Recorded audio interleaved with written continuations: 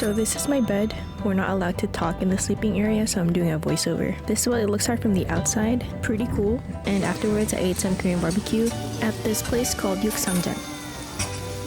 Right now it's about 20 degrees, and I don't know if you could see it in the camera, but it's actually so nice not having a lot of people walking around, but also too cold. So I'm gonna go back to my hotel and get my stuff ready to go back to the airport. So I messed up and told my taxi to drop me off at Terminal 1, and I've been stuck at bag drop for an hour. Thankfully though, I made it to my gate with 20 minutes to spare.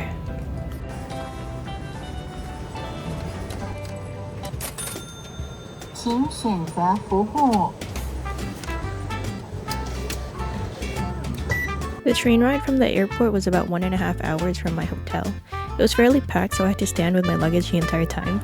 But I arrived early, so I went shopping while waiting for my check-in time.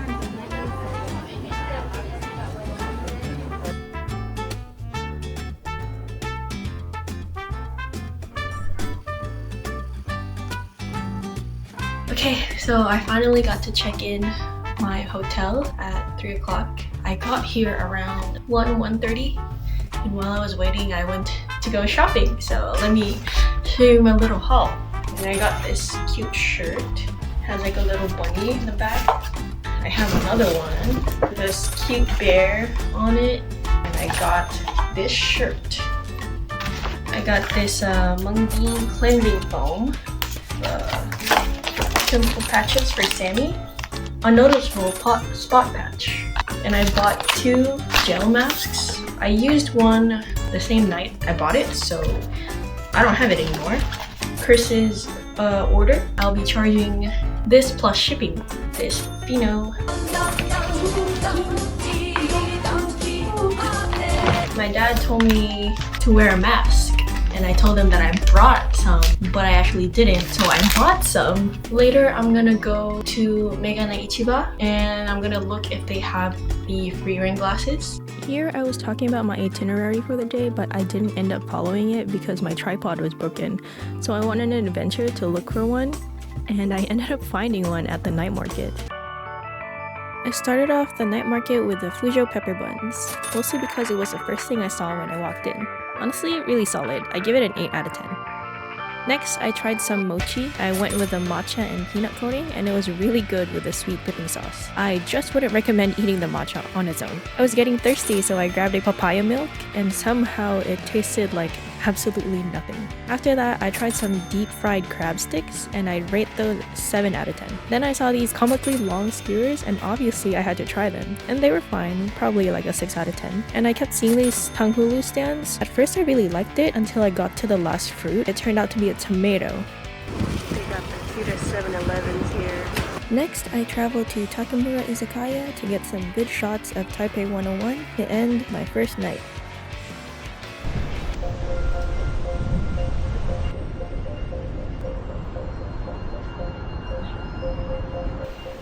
Walking at Chaoshi Coast. I'm heading to the other bus stop to take some more pictures because there's some people there at the other stop now.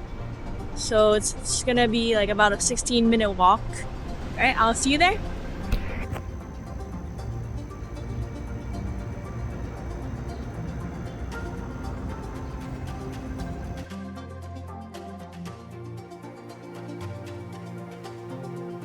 After getting to Jofun Old Street super early in the morning, first thing that I did was stop at a souvenir shop, and I picked up some gifts to bring home. I then went to go look for Grandma Lai's sweet taro balls. It got recommended a lot by people on TikTok, so I had to try it. I got it in cold because it was getting kind of hot and the sun was beaming. The taro balls were lightly sweet and really chewy. It's simple but delicious, and it helped me cool down after walking around a lot. Once I was done, I ran into this really cute cat that actually let me pet it, and it was my first cat encounter of the day, which honestly made the whole morning even better. Jofun used to be a gold mining town during the Japanese colonial period, which is why the streets are so narrow and layered, built into the mountain. A lot of people say Jofun inspired scenes from Spirited Away, especially with the red lanterns and tea houses, and the way the streets glow at night. Studio Ghibli has never officially confirmed it, but walking through the streets, it's easy to see why people make the connection.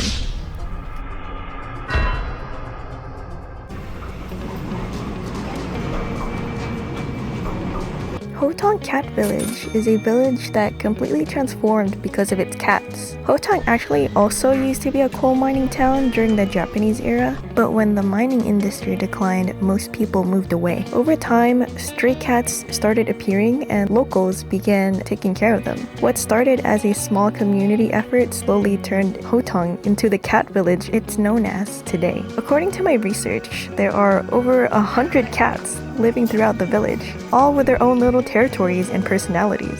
Most of them are used to people, but they're still cats, so they'll interact with you on their own terms. And as you can see, some of them run away from me. While walking around, I started getting really hungry and hot, and my phone battery was about to die, so I decided to stop for lunch at a cafe. Outside, I met this super friendly cat who was just hanging around, and the owner came out and told me that the cat's name was Tian, and from what I understood, it always comes to this exact spot to eat. At least, I think that's what she was saying. One really helpful thing about Hotong is the village map, which shows you where to walk, where the cats usually hang out, and where you can find shops and cafes. There are also stores that sell cat treats and cat food, so visitors can feed and interact with the cats in a respectful way. Dogs are also not allowed in the village to keep the cats safe and stress-free, and you'll see reminders everywhere asking visitors not to chase, pick up, or disturb the cats while they're sleeping. And it really feels like a place designed around cats first and humans second.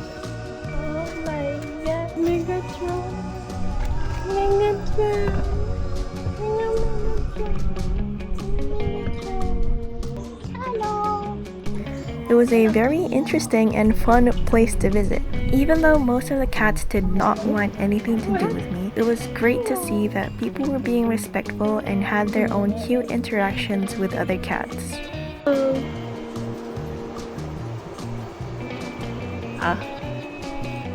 Okay. I woke up early morning the next day to take the high-speed rail to Taichung. One of my first stops was Miyahara. I took some time to look around and check out their stuff, and it was really aesthetic. It looked more like a museum or an old apothecary than a dessert shop. They had a bunch of teas and pastries for sale in such cute packaging. And of course, I couldn't leave without getting their famous ice cream. 请问这里就是公园眼科吗？公园眼科 ，Look Chinese。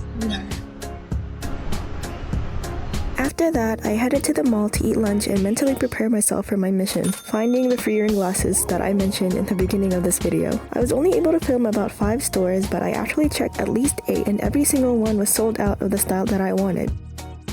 So I took the L. To make myself feel better, I went to Chun Shui Tang, the original boba tea place, and tried their classic bubble milk tea. And after that, I headed back to Taipei because it was getting way too warm for me.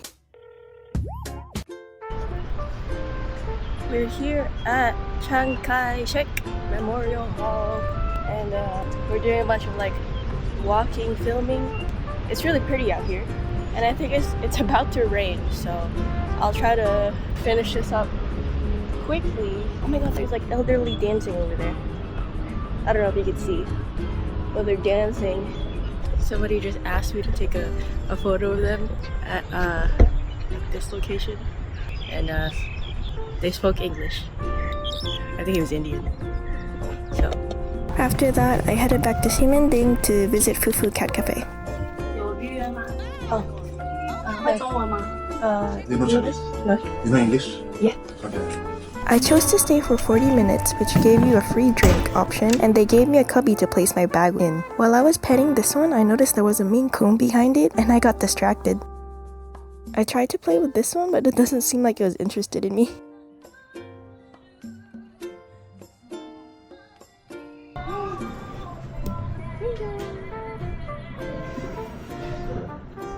Then I got to pet the Maine Coon, and its head was the size of my hand.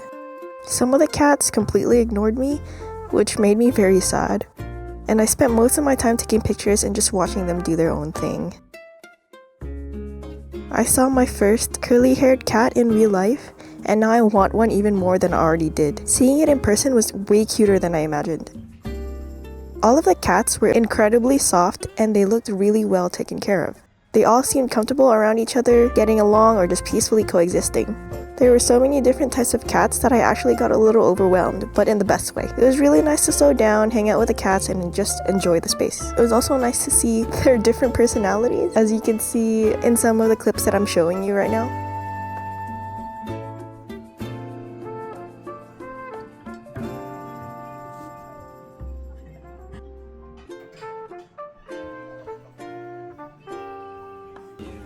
For lunch, I went to Paw Forest. It's a cafe that houses cats, toucans, and meerkats. Although they have a lot less cats here, they still had a good variety, and they all still kind of ignored me. I got a burger, and I wasn't expecting it to be this size, so I wasn't sure how to eat it. Therefore, please don't judge me for using a knife and a fork. What the hell? My food.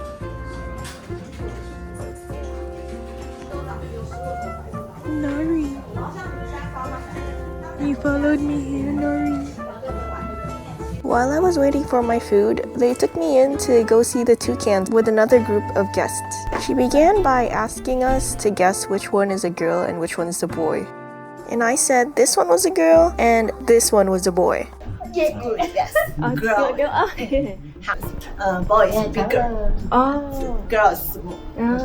I honestly thought they were the same size. Mango. It's pudding. Oh, pudding. She gave us a little introduction on the two toucans that they have, which are respectively named Mango and Pudding, and they are about 3 to 4 years old. Their beaks have a lot of blood vessels running through them, and that their beaks actually help regulate their body temperature, kind of like a built-in cooling system. We also learned that if a toucan's beak gets seriously damaged, it can't grow back, which is why they're so careful about protecting them. Even though their beaks look really big and heavy, they're actually surprisingly lightweight and made to be strong but delicate at the same time. No kiss. Give me play. Oh. Yes. No hurt. No. No. My phone is toys. Do you want a kiss? Do you want a kiss? Okay. Okay, these toucans are actually so cute. Do you want a eat? She's giving me my main character moment.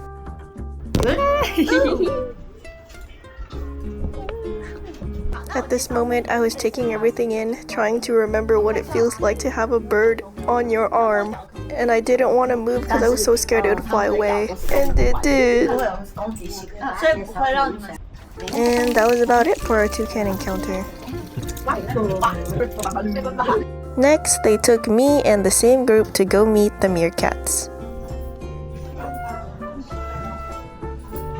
You can pet them, but you cannot hold them or grab them. If they move to a place that looks a bit strange, that's normal. If at any moment you don't like it or feel uncomfortable, please tell me. And don't stand up suddenly, because they might go under your butt. If you lose balance and sit on them, it would be very dangerous. The mat you see here, and the book I'll give them later, both have food hidden inside.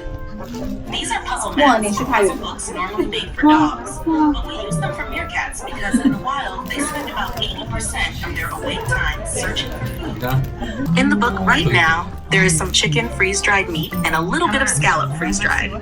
Because they are animals that gain weight easily, and because meerkats have very short intestines, they digest quickly, but their metabolism is not that fast. If I give him 100 insects at once, he can finish them in under 5 minutes, but he will be hungry again in about half an hour. So we must feed them small, frequent meals and hide the food so they get more exercise. In the wild, a meerkat's normal weight is around 700 grams to 1 kilogram. But captive meerkats in homes, farms, zoos gain weight much faster, so their average weight is 1.2 to 1.4 kilograms, which is still considered normal. Right now, our Chishui is 1.3 and Moor is 1.2. But in the past, their heaviest weight reached 2 kilograms. Because we used to feed them 3 meals a day without limiting the amount, and started to look like groundhogs. But meerkats cannot be that heavy because being overweight easily leads to health issues such as fatty liver, arthritis, heart disease, and diabetes. What you are seeing now is their guarding behavior. According to meerkat behavior, they always feel that whatever the other one finds might be better than what they have. So after searching, they will go check the other one's food. But at the same time, they don't want the other one coming to take theirs, so they use their hips to block each other. They make a sound that seems fierce, but they don't actually attack each other because they see each other as family. Our time is almost up, and I will pick him up in a moment to see if you want to take photos with him. Besides loving insects, he also really likes to poke people's nostrils. So if you want him to do that, put your face close to his face when taking photos. I wanted to do that, but I was too shy. For dinner, I went to Capybara House to eat some hot pot. After you finish your meal, they give you a bucket of grass to feed the capybaras and just hang out with them in their enclosure in the back of the restaurant. They didn't really tell me their names or how to interact with them or pet them, really, so I just kind of did whatever and treated them like how I would treat a cat. Nonetheless, it was a super fun experience, and I never thought that capybara fur would feel that coarse. And the cappies were also super docile, so I didn't feel scared to go near them at all.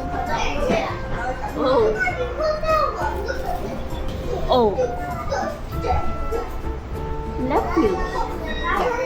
And that's a wrap on my adventure around Taiwan. It's been such a fun and memorable trip. I got to try so many amazing foods, discover unique little spots, and meet some adorable animals along the way. Taiwan is full of surprises, and I hope this vlog gave you a little taste of what makes it so special. Thanks for following along. Until next time.